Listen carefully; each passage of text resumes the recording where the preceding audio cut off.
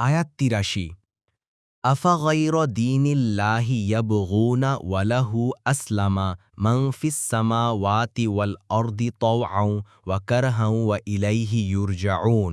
অনুবাদ: তারা কি চায় আল্লাহর দ্বীনের পরিবর্তে অন্য কিছু, অথচ আসমান ও জমিনে যা কিছু রয়েছে সবকিছুই ইচ্ছায় বা অনিচ্ছায় তার কাছে আত্মসমর্পণ করেছে, আর তার দিকেই তাদের ফিরিয়ে নেওয়া হবে। তাফসির ১ নং ফুটনোটের বিবরণ। ইচ্ছায় বা অনিচ্ছায় আল্লাহর কাছে আত্মসমর্পণ সমস্ত সৃষ্টিকেই করতে হয়। প্রতিটি সৃষ্টিজীবী আল্লাহর নিয়মের কাছে নতি স্বীকার করতে বাধ্য। তাকে অবশ্যই মরতে হবে, তাকে অবশ্যই কষ্ট স্বীকার করতে হবে, তাকে অবশ্যই রোগবালাইয়ের সম্মুখীন হতে হবে, ইত্যাদি। কিন্তু তারা সবাই তা মন বা মুখে স্বীকার করতে চায় না, বা স্বীকার করে আল্লাহর কাছে স্বতঃস্ফূর্তভাবে নতি স্বীকার করে না। সকল সৃষ্টিজীবী এ প্রকার আত্মসমর্পণের অধীন।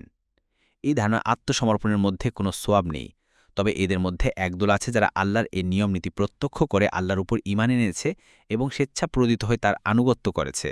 এই প্রকার আত্মসমর্পণই আল্লাহ তাআলা তার বান্দার কাছে আশা করেন। এর মধ্যেই রয়েছে সোয়াব ও মুক্তি। তাবারি: এই আয়াতে যে বক্তব্যটি বলা হচ্ছে, পবিত্র কুরআনে এ ধরনের বক্তব্য আরও এসেছে। যেমন বলা হয়েছে, আল্লাহর প্রতি সিজদা বনত হয় আসমানসমূহ ও জমিনে যা কিছু আছে, ইচ্ছায় বা অনিচ্ছায়, এবং তাদের ছায়াগুলোও সকাল ও সন্ধ্যায়। সূরা আর-রদ ১৫।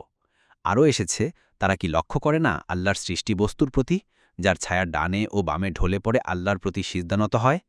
আল্লাহকেই সিজদা করে যা কিছু আছে আসমানসমূহে ও জমিনে, যত জীবজন্তু আছে সেসব, এবং ফিরিস্তাগণও।